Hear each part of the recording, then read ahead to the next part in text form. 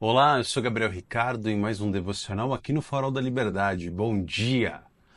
Hoje nós falaremos a respeito da gula.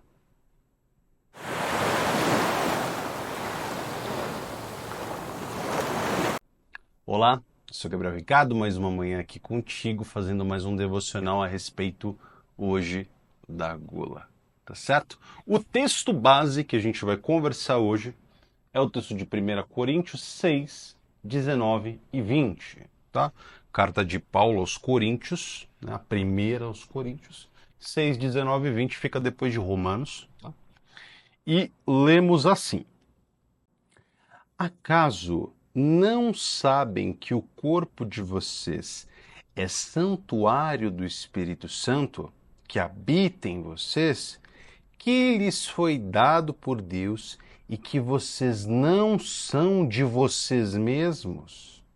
Vocês foram comprados por um alto preço. Portanto, glorifiquem a Deus com o seu próprio corpo. Essa é a palavra do Senhor. Recomendação de Paulo aqui para a carta aos Coríntios, lá na Grécia. Quando nós olhamos para a gula, para alguém glutão, o que nós imaginamos, né, na sociedade? Alguém que come muito, né, como a Magali, né, da Turma da Mônica, lá do Maurício de Souza. Mas, sob uma perspectiva bíblica, a gula não fala somente a respeito disso, a respeito de alguém que come ou que bebe muito. Dá para a gente aprofundar um pouco mais essa visão, né? Visto como um pecado relacionado a toda sorte de descontrole, desejo carnal, que afasta, por consequência, a pessoa de Deus. Porque uma vez que o desejo da pessoa é para satisfazer os próprios impulsos e as próprias paixões, é impossível que ela tenha condição de apontar os seus anseios na direção do próprio Deus. E aí na Bíblia a gula é frequentemente usada para falar sobre falta de controle próprio, né, autodomínio, e o desejo desenfreado por prazer físico, né? Então isso pode também estar ligado à área sexual, à área da alimentação, ou qualquer coisa de natureza de prazer imediato, né, na carne. Colocando esses desejos acima da busca, inclusive, por Deus, do amor que nós deveríamos ter ali pelo próprio Deus. E na antiguidade, especialmente na cultura romana, era muito comum ver banquetes, né? Eventos grandiosíssimos com muitos convidados que precisavam de alguma maneira refletir o poder e a grandiosidade dos anfitriões, né? A riqueza dos anfitriões. E durante essas festividades havia abundância de comida, de bebida, de toda sorte, de localizações no mundo, comidas exóticas, temperos exóticos. E esses banquetes muitas vezes se prolongavam por dias, horas ali, né? Se fosse num dia só, horas e horas a fio, dias e dias a fio, com toda sorte de comida que você pode imaginar, com toda sorte de bebida que você pode imaginar, com toda a sorte de luxúria, devassidão, né? Então, ali você ficando horas e horas consumindo tudo aquilo. E o que era comum dentro do Império Romano? Que houvessem vomitórios, né? E assim como o nome sugere, era um lugar onde a pessoa poderia ir depois de ter comido muito, para que ao vomitar ela pudesse voltar para o banquete e continuar comendo.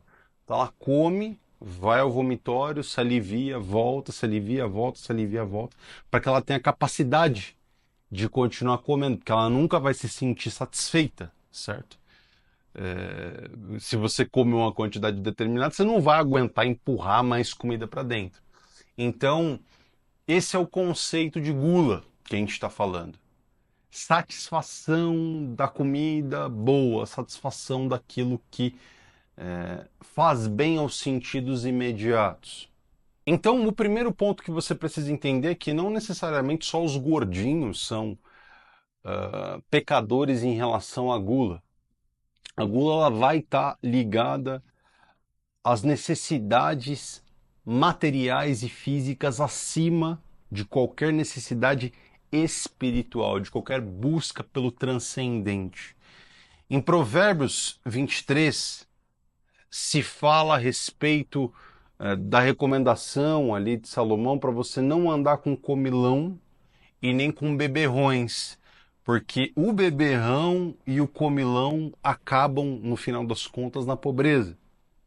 Isso nos demonstra, né, que a gula, esse desejo desenfreado, leva a uma série de descuidos, a uma série de imperícias por parte das pessoas e tira delas a responsabilidade, tira delas a sabedoria de lidar com os recursos da melhor maneira possível. São pessoas pródigas, pessoas que estão preocupadas só com o agora, que não conseguem se conectar de alguma forma com o que acontece no futuro. Então, a gula também fala a respeito disso. A gula também fala a respeito da idolatria e do prazer imediato. No Novo Testamento, Paulo, ali na carta aos Filipenses, no capítulo 3, ele fala daqueles cujo o ventre, né, é o seu Deus. Então, Deus para ele é aquilo que ele serve para atender, ou seja, seus próprios instintos, suas próprias necessidades. Filipenses 3,19 fala disso. Então, as pessoas que através dos seus próprios anseios, através das suas próprias buscas de prazer físico imediato e tendo somente isso como principal objetivo, se separa de uma possibilidade de relacionamento mais profundo com a pessoa de Deus, com Jesus Cristo.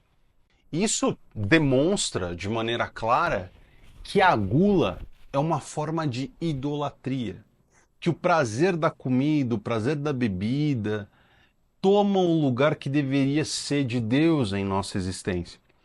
A idolatria, antes de qualquer coisa, antes de ser definida exatamente pela adoração a alguma imagem, pela iconografia, a idolatria, antes de tudo, é o esquecimento de Deus e do lugar que Ele deve ocupar em nossas vidas. Então, independente do que você idolatre, no final das contas, idolatria é isso.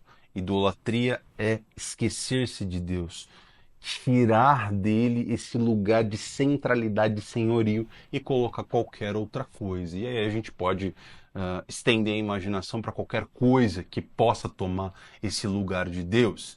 Jesus Cristo mesmo fala no Sermão do Monte, ali em Mateus 5, 6 e 7, a respeito de Deus e Mamon, onde é impossível você servir a Deus com a integridade do teu coração e a entidade do dinheiro.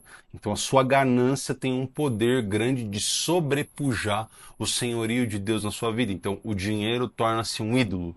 No caso do glutão, do guloso, o prazer físico imediato, o prazer do sexo, o prazer de tudo aquilo que toma o centro dos seus sentidos, sobrepuja o lugar de senhorio do próprio Deus. E a gula acaba sendo uma antítese de um dos frutos do Espírito, que é o domínio próprio, né, que é abordado lá em Paulo, na carta aos Gálatas 5. Eu fiz até uma live recentemente com o Arthur aqui no nosso canal, falando a respeito da liberdade do cristão, abordando especificamente esse texto. Então a gula é o oposto do domínio próprio, porque ela aponta na falta do controle sobre os seus desejos, sobre aquilo que vem ao seu coração, aquilo que vem aos seus impulsos.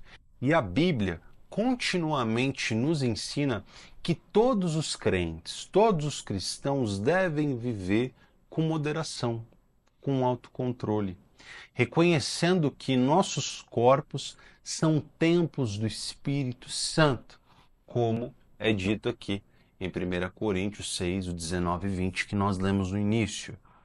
E por isso que Jesus, no seu jejum, no deserto, quando ele inicia ali o seu ministério, acaba sendo tentado pelo próprio Satanás acerca dos pães, para que ele transformasse pedras em pães. E Jesus disse que nem só de pão viverá o homem, mas de toda a palavra do Senhor.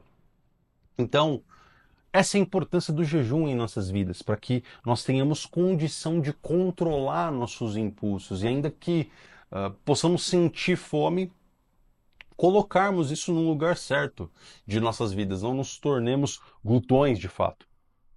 Que demonstremos o autocontrole antes de qualquer coisa, principalmente quando pensamos numa linha de jejum ritualístico, para vencermos pecados, para combatermos demônios, para consagrarmos nossa família, jejuns por propósitos, por vencimento, pela capacidade, né, de vencer pecados, pela conversão de nossas famílias. Então, o tempo todo apontando para o autocontrole, o próprio Cristo segue nessa direção e nos diz o caminho que nós, enquanto discípulos, enquanto cristãos, também devemos seguir. E ele nos encoraja a fazer isso. Portanto, a gula, ela nos faz refletir a respeito da nossa própria satisfação. E se de fato nós conseguimos e estamos com o propósito de preencher um vazio espiritual através do material, seja ele comida ou não, seja ele satisfação com o que há ao redor ou não, com compras, com sexo, com obtenção de coisas. A gula aponta para isso, para toda sorte de descontrole. E Deus nos chama a buscar o tempo todo por uma vida centrada no autocontrole, no equilíbrio, onde a comida, onde a bebida, onde as necessidades físicas e materiais têm o seu lugar, têm que ocupar algo em nosso dia a dia, no nosso trabalho, na nossa busca pelo sustento da nossa família, mas que elas não podem sobrepujar, não podem controlar nossa vida espiritual. Elas precisam manter-se no lugar certo. Então, eu convido você para refletir a respeito da gula, que você leia depois o capítulo completo de 1 Coríntios 6 e compreenda, sonde dentro do teu coração o que dentro das suas paixões, o que dentro dos seus impulsos, o que fala ao seu coração, que aponta somente para a sua satisfação imediata. Tudo isso aponta para a noção de gula, para a noção de glutonaria. Então, que você seja capaz de vencer esse pecado e que através do autocontrole, através do equilíbrio, você possa chegar a uma vida mais próxima de Deus, mais próxima da espiritualidade que te aproximará de Jesus Cristo. Oremos. Senhor Jesus, muito obrigado por essa palavra, por apontar-nos um pecado que é considerado capital, segundo a tradição cristã, a gula. Que os nossos anseios e nossas buscas particulares de satisfação não tomem o seu lugar em nossas vidas, Senhor. É a nossa prece, é o nosso desejo. Senhor Jesus, somos pecadores, tem misericórdia de nós. Pai, nos capacita através do seu Santo Espírito e nos traga desejo de leitura da sua palavra, de aproximação de tudo aquilo que aponta para ti. Despoja-nos do nosso ego e dos nossos desejos imediatos, Senhor, para que possamos viver verdadeiramente uma espiritualidade centrada em ti e não nos nossos próprios anseios e paixões, Senhor. Em nome de Jesus, Pai. Amém. Vá para o seu dia em paz. Reflita acerca disso, olhe para a sua vida, escute o seu coração e se torne um cristão melhor, se torne mais parecido com Jesus acerca dos nossos devocionais aqui, através deles, né? Um grande abraço para você, vá em paz, fique com Deus.